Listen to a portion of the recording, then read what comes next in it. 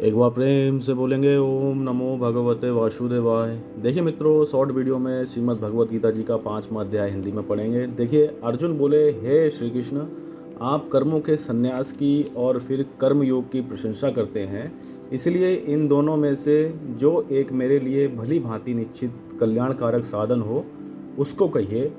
श्री भगवान जी बोले, कर्म संन्यास और कर्म योग ये दोनों ही परम कल्याण की करने वाले हैं, परंतु उन दोनों में भी कर्म संन्यास से कर्म योग साधन में सुगम होने से श्रेष्ठ है।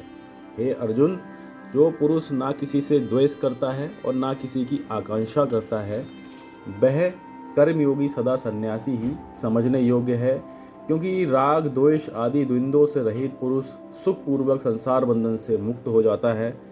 उपयुक्त संन्यास और कर्मयोग को मूर्ख लोग पृथक पृथक फल देने वाले कहते हैं, ना कि पंडित जन, क्योंकि दोनों में से एक में भी सम्यक प्रकार से स्थित पुरुष दोनों के फल रूप परमात्मा को प्राप्त होता है। ज्ञान योगियों द्वारा जो परम धाम प्राप्त किया जाता है, कर्म योगियों द्वारा भी वही प्राप्त किया जाता है। इसलिए जो पुरुष ज्ञान योग और कर्म योग को फल रूप में एक देखता है, वही यथार्थ देखता है। परंतु हे अर्जुन, कर्म योग के बिना संन्यास अर्थात मन इंद्रिय और शरीर द्वारा होने वाले संपूर्ण कर्मों में कर्तापन का त्याग होना कठिन है, और भगवत स्वरूप को मनन करने वाला कर्म योगी परब्रह्म परमात्मा को शीघ्र ही प्राप्त कर लेता है। जिनका मन अपने बस में है, जो जितेंद्रिय है एवं विशुद्ध अंतःकरण वाला है, और संपूर्ण प्राणियों का आत्मरूप परमात्मा ही जिसकी आत्मा है, ऐसा कर्मयोगी कर्म करता हुआ भी लिप्त नहीं होता है। तत्व को जानने वाला सांख्य योगी तो देखता हुआ, सुनता हुआ, स्पर्श करता हुआ, सूंघता हुआ, भोजन करता हुआ, गमन करता हुआ, सोता हुआ, सांस लेता हुआ, बोलता हुआ, त्यागता हुआ, ग्रहण करता हुआ तथा आँखों को खोलता और मूंदता हुआ भी सब इंद्रियां अपने अपने अर्थों में बरत रही हैं, इस प्रकार समझकर निसंदेह ऐसा माने कि मैं कुछ भी नहीं करता हूँ। जो पुरुष सब कर्मों को परमात्मा में अर्पण करके और आसक्ति को त्याग कर कर्म करता है, वह पुरुष जल से कमल के पत्ते की भांति पाप से लिप्त नहीं होता। कर्मयोगी ममत्व बुद्धि रहित केवल इंद्रिय, मन, बुद्धि और शरीर द्वारा भी आसक्ति को त्याग कर अंतःकरण की शुद्धि के लिए कर्म करते हैं। कर्म योगी कर्मों के फल का त्याग करके भगवत प्राप्ति रूप शांति को प्राप्त होता है, और सकाम पुरुष कामना की प्रेरणा से फल में आसक्त होकर बंधता है।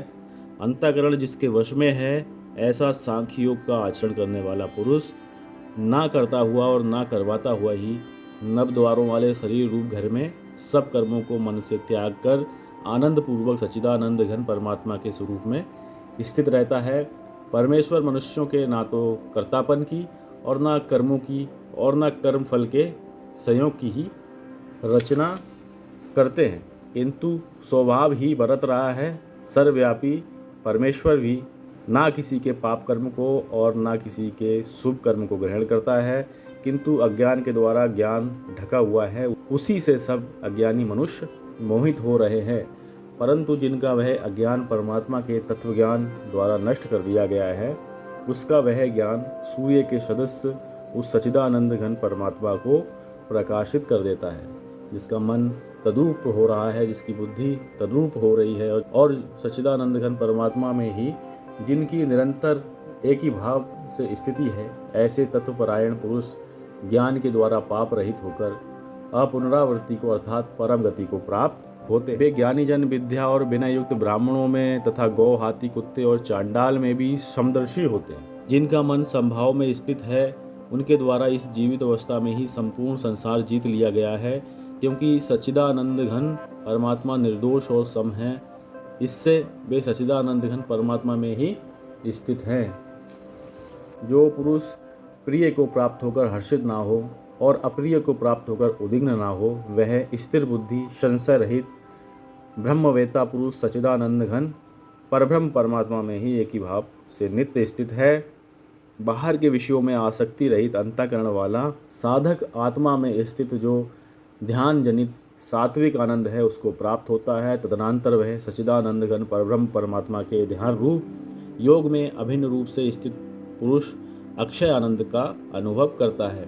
जो ये इंद्रिय तथा विषयों के संयोग से उत्पन्न होने वाले सब भोग हैं, यद्यपि विषयी पुरुषों को सुख रूप भासते हैं, तो भी दुख के ही हेतु हैं और आदि अंत वाले अर्थात अनित्य हैं। इसलिए हे अर्जुन, बुद्धिमान विवेकी पुरुष उनमें नहीं रमता है।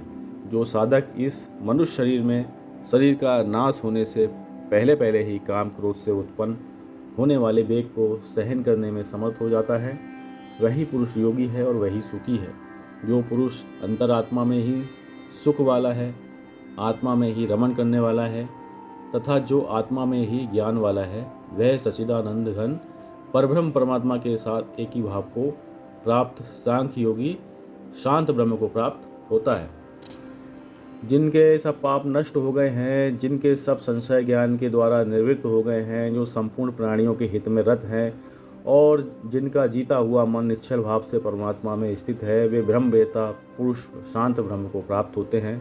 काम क्रोध से रहित जीते हुए चित्त वाले परब्रह्म परमात्मा का साक्षात्कार किए हुए ज्ञानी पुरुषों के लिए सब ओर से शांत परब्रह्म परमात्मा ही परिपूर्ण है। बाहर के विषय भोगों को ना चिंतन करता हुआ बाहर ही निकालकर और नेत्रों की दृष्टि को भ्रकुटी के बीच में स्थित करके तथा नासिका में विचरने वाले प्राण और अपान वायु को सम करके जिसकी इंद्रियां मन और बुद्धि जीती हुई हैं, ऐसा जो मोक्ष परायण मुनि इच्छा भय और क्रोध से रहित हो गया है, वह सदा मुक्त ही है।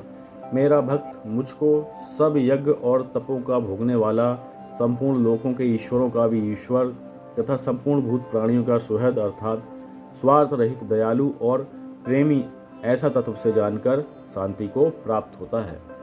ओम तत्सदिति। श्रीमद् भगवद गीता सूपनिषत्सु ब्रह्म विद्याया योग शास्त्र श्री कृष्ण अर्जुन संवादे कर्म संन्यास योगो नाम 5वां अध्याय यहाँ पे संपन्न हुआ। आगे के वीडियो में 6वां अध्याय करेंगे।